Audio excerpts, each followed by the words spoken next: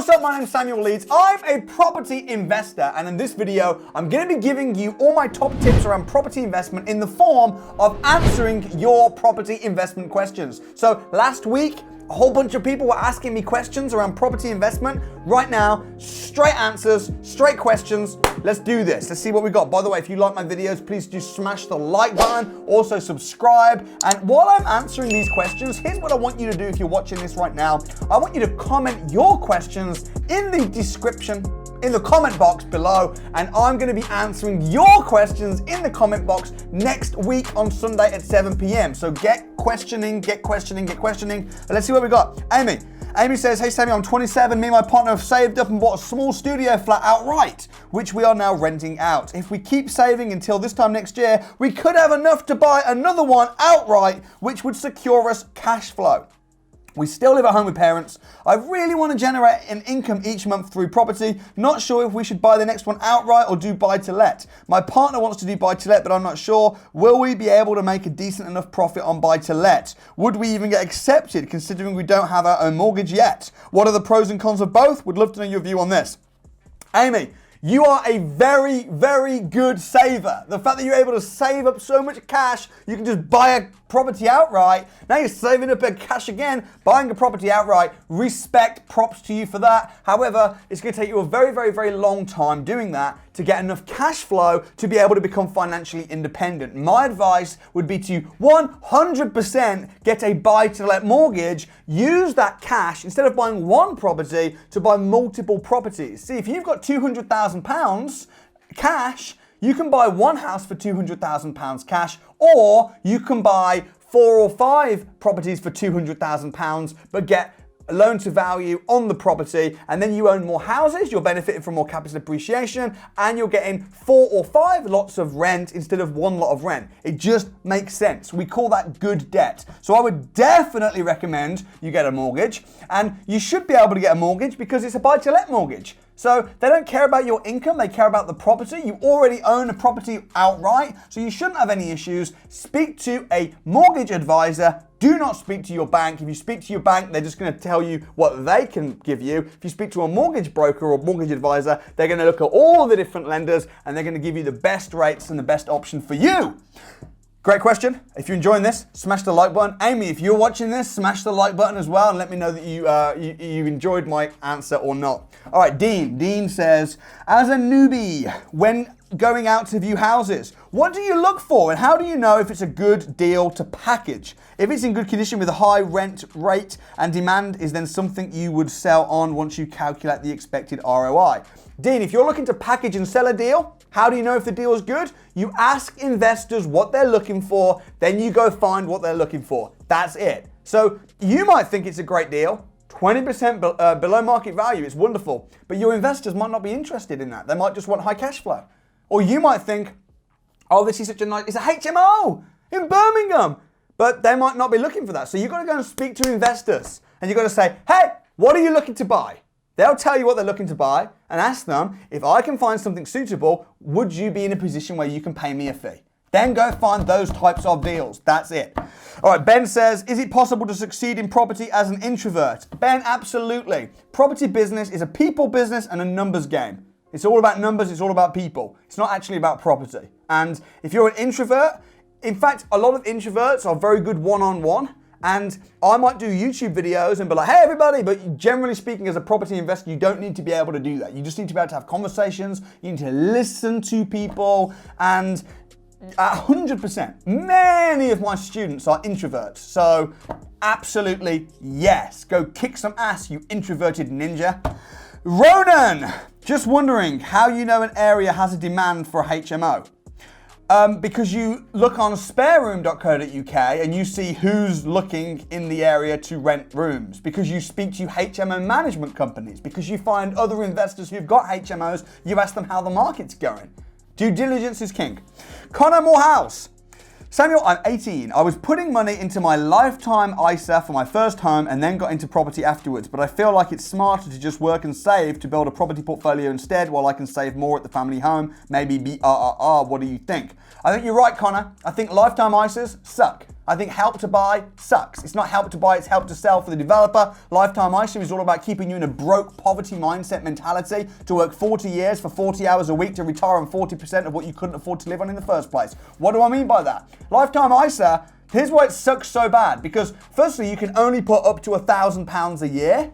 I mean, that's from memory. I don't know if they've changed the rules. Last time I checked. So the whole idea is save up £1,000 a year. How long's that going to take? And then they say, right, now you've got it in the lifetime ISA, we'll give you a little bonus, but you have to buy a house to live in. You can't buy a house to rent out. Like the whole thing is designed for you to be slow. Everything takes time. Everything's slow. Doesn't have to be that way. Does not have to be that way. In my world, everything's fast. So these schemes are created for poor people to make poor people poorer and to get people wrapped up in the rat race and being slaves to society, slaves to the banks, wrapped up in bad debt. I don't like them. I'm out. I'm a self-made millionaire, started from nothing, was working class. Now I'm a developer, now I'm an investor. I'm worth several million, and that's just my opinion, but you do your own due diligence. You do your own due diligence. In my opinion, it's all a sham. So, correct. Store your own money. Do not rely on the government for anything right now. Store your own money and then invest it smartly into property, invest it smartly into financial education, and do not rely on the government for these schemes because they are nearly always not good, in my opinion. Max Seaman. Do you reckon HMOs are a risky investment? I've found numerous options for HMOs, however, feel it may be difficult and are risky to run. Max, HMOs are much better for cash flow. They're going to give you more cash flow because instead of renting a property to one person, you're going to rent a property out to multiple people. So you're going to get more cash flow. The risk involved, every investment's risky. You just need to do your due diligence to de-risk it. The management side of it, you need to make sure you've got a good management company in place. You need to make sure you know the market. You need to make sure that you don't try and mix students with professionals, with benefit tenants. You know your market, you have a good product, and you're going to get a lot more cash flow with a HMO, but you need to know what you're doing. Balesham.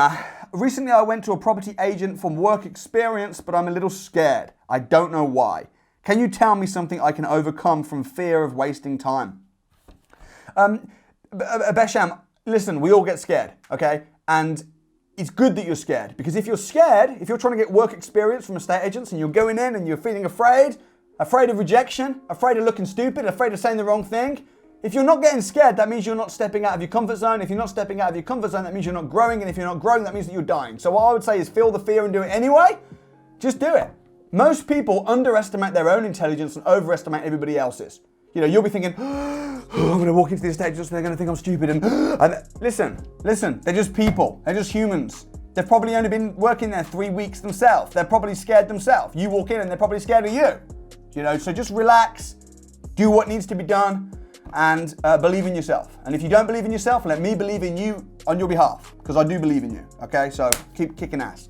Imran, can you give me the top 5 things required for BRRR? Where does one start? Would appreciate your guidance. So BRRR is buy, refurbish, refinance, rent. It's a strategy where you buy a property, push the value up, and then you refinance, you pull the money out, you recycle your cash. Top 5 things, I mean, first thing is getting good people around you. You need a power team. You need an environment. You need a good environment, because if you're in a bad environment, if you're hanging around losers, if you haven't got a team, you're going to fail. So get a good team around you, get good advisors. Second thing that I would say is, I mean, for BRR, you've got to know the purchase price, you've got to know the development cost, and you've got to know the GDV. So that's it. You need to be able to figure out how can you buy houses cheap? How can you do them up cheap? And then how can you refinance high? So if you can master those 3 things with a good team around you, that's all you need. That's 4 things. 5 things, belief. Believe you can do it. If you think you can, or if you think you can't, you're probably right. All right, Tim Franklin. I've got £300,000, says Tim. Married, currently unemployed, and going to live in London, moving back from Los Angeles. I'm eager to build a portfolio. Where should I start? Should I buy a house for myself and turn it into a rental property as the first property in my portfolio? Yeah, man, do that. Buy a house yourself, live in it yourself, but buy a property that needs a lot of work doing to it, fix it up, and then sell it. I don't know. You know, if you do that, you don't pay any tax. You buy a house, you live in it, you do it up and you sell it. You pay no capital gains tax whatsoever because you lived in it. So, I don't know. It depends on what you want. It depends on what the end goal is. Do you want to build wealth or do you want cash flow? My advice would be out of that £300,000, put at least £3,000. That's 1%. 1% towards education. because your 99% of the money is going to go a lot further if you invest just 1% in yourself. That'll be my advice. MK, got £40,000. Should I buy a HMO or 2 flats and do Airbnb? They're both good options. If you buy 2 flats to do Airbnb, make sure that you have a good exit strategy, and you need to make sure that it would stack up as flats on AST contracts, not just Airbnb, because Airbnb, the serviced accommodation market, may become regulated one day. So make sure you've got a plan B. But yeah, I think either would be good. Either would be good. Sophie says, can you explain exactly what refinancing is? The steps, the pros, the cons. I feel like refinancing is a word thrown about a lot very easily, but I don't understand at all how it works. So refinancing is just getting a mortgage on a property. So a refinance, a remortgage is taking a mortgage on a property that you already own. So if you own a property already and then you want to get on a mortgage on it, you're going to remortgage the house because you've already bought the house. You might already have a mortgage on it.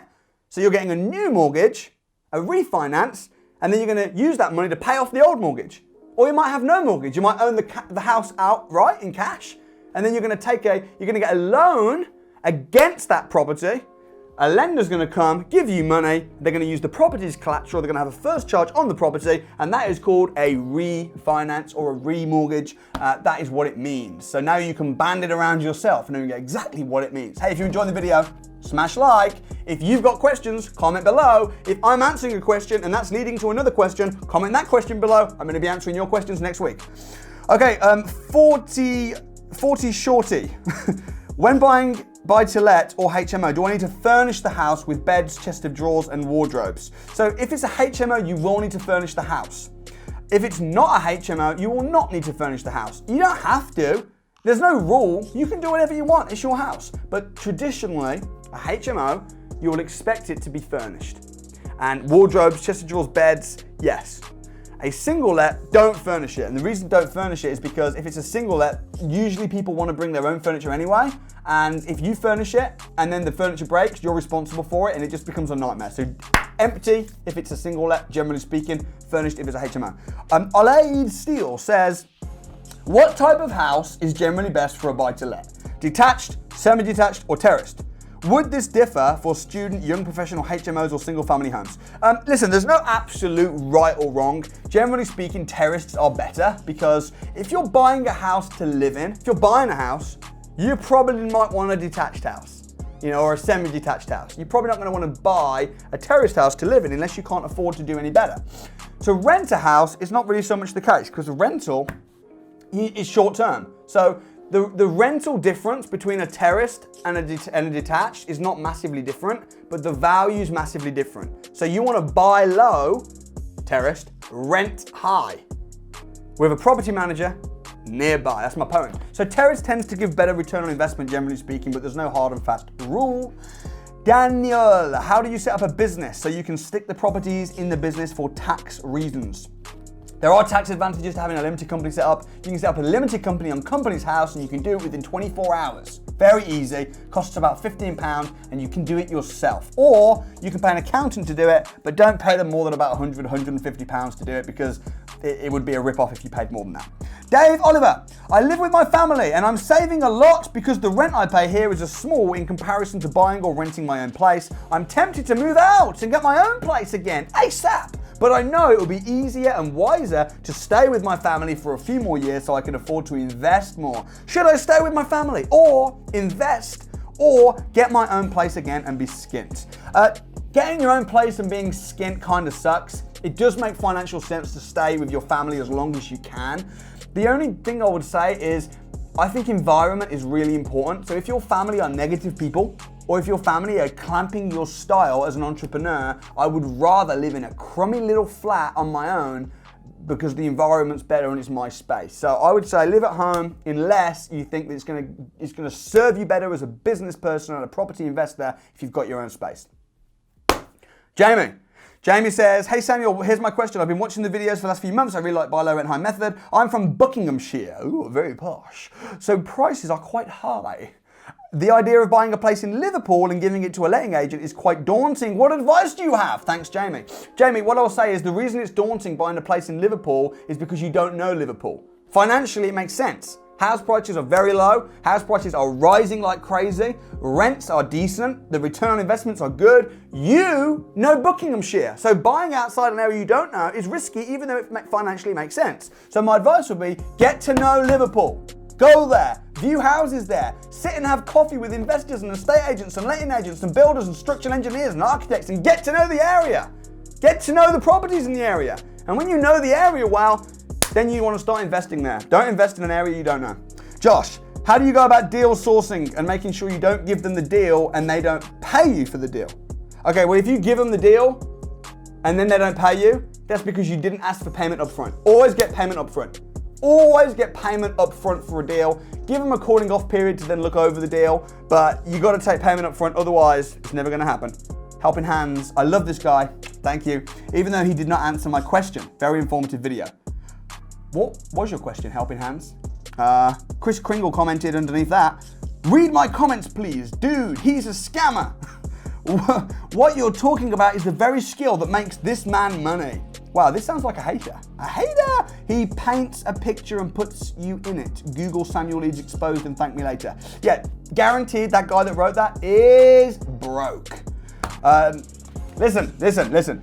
You just need to listen to my content, and if you think something sounds scammy or not good, then ignore it. And if you think something sounds helpful and good, then apply it. That's it. I am whatever you want me to be. But guaranteed this dude is absolutely broke. All right, next. Sam Hawkins. Sam Hawkins, respect. You were in my house recently and we were talking over lunch. He says, thanks for answering my question last week. You're so welcome. I understand that least options is a numbers game in terms of how many letters you send. Is there any other method you would use to find a lead rather than the letters? Sam, letters are really good. You can go on Gumtree. Go on Gumtree and just see the landlords direct. If you're advertising your house on Gumtree, you're kind of desperate, right? Call them up. Hey, you got your house on the market for 100 grand. What's the value? 100 grand? Okay, how about this? I'll buy it off you for 100 grand. I'll pay you your price, but on my terms, which is in 7 years' time. However, right now I'll take on the mortgage payments, so I'll become the landlord. How does that sound? So you can literally ring people from Gumtree, from Spare Room, from OpenRent. There's so many ways. You got to do everything. Don't rely on one strategy or one form of getting deals, getting leads. Estate agents, off-market deals, flyers, software sites, like just do everything. Hope that helps, Sam. You're a rock star, Sam. And Chris Kringle commented, Sam, under your comment. Google Samuel Leeds exposed and thank me later. Dude, you're a loser. I mean, geez, I'm taking so much headspace up in your head. You should, I mean, geez. Like, anyway, by the way, if you see real losers in the comments, just have fun with them. Maybe drop a comment, have fun with them because, geez, I haven't got time. I really wish I did. Okay, last question. Emma J. I will be receiving £250,000 inheritance soon. I'm currently renting my home. I want to quit my job soon. I want an income to replace my job. What would you recommend? Emma, great question. Listen, if you've got £250,000, I would recommend recycling that money. You want to use that money? You want to put it into a deal. Don't just put it into a deal and try and get the highest return on investment. Put it into a deal and structure it whereby you can put it in and then later you can pull it out. Okay? And again, this is what BRR is. So you're going to put the money down, maybe use the 250 to buy a project, maybe I don't know, an old pub or something. Turn it into apartments, use a bridging finance on top of your 250, but then you've pushed the value up because now you've maybe got commercial valuation. Or maybe now because you've got luxury apartments, you can split the titles, you've pushed the value up, then you're going to refinance, I'm banding it around, refinance on the new value and pull back out your 250, leaving you with a leveraged property, which is giving you cash flow, different flats, but you've got your money back, you can do it again. This is fundamentally what it's about. And listen, folks, you know, this is the 4 things you need to succeed. You need knowledge. You've got to have the knowledge to understand how to do that. And for some reason, some people call me a scammer because I offer training courses. I mean, geez, does that mean universities are all scammers? Does that mean college is a scam? Does that mean it's just, I don't understand it. It's kind of crazy, but knowledge you need, because the more you learn, the more you earn. So you need knowledge. You can get it from someone else. You can get it for free. You can pay me if you want. If you want to do some training, that's cool, but you got to get knowledge somehow. Next, you've got to take massive action. You can get all the knowledge, but if you don't take massive action, nothing's going to happen. Next, you need to believe in yourself. That troll guy, he doesn't believe in himself. He's quit on his dreams and now he's trying to ruin everybody else's. So you need to believe you can do it. And then fourthly is you need persistence and creativity, because you are going to hit walls in this business. You're going to have challenges, you're going to get rejected, you're going to feel stupid, you're going to have down valuations, you're going to have problems. But you need to keep going and you need to find a solution. Any idiot can find a problem, you need to find a solution. So that's what you need to succeed. Be positive, take action, get knowledge. I hope you enjoyed this video. If you did, smash a like. If you didn't, smash a dislike. Drop a question below. I'll answer it next week. Thanks for watching. I'll see you next time.